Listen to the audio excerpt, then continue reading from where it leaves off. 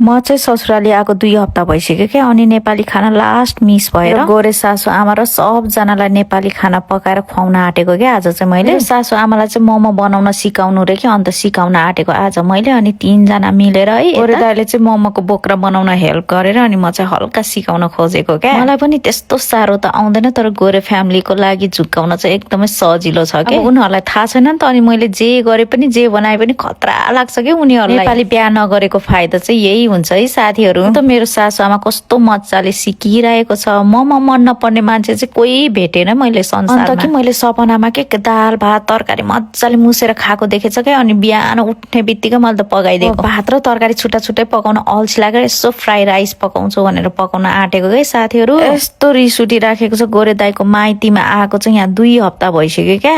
छुट्टीमा भ्याकेसन भनौँ न, घुम्न गएको गए यस्तो रिस उठिरहेको छ होइन। घरमै पुरै कुहिएरै बस्न मन लाग्छ क्या, केही गर्न नपरोस्, पुरै फोरी पाराले हुन्छ नि।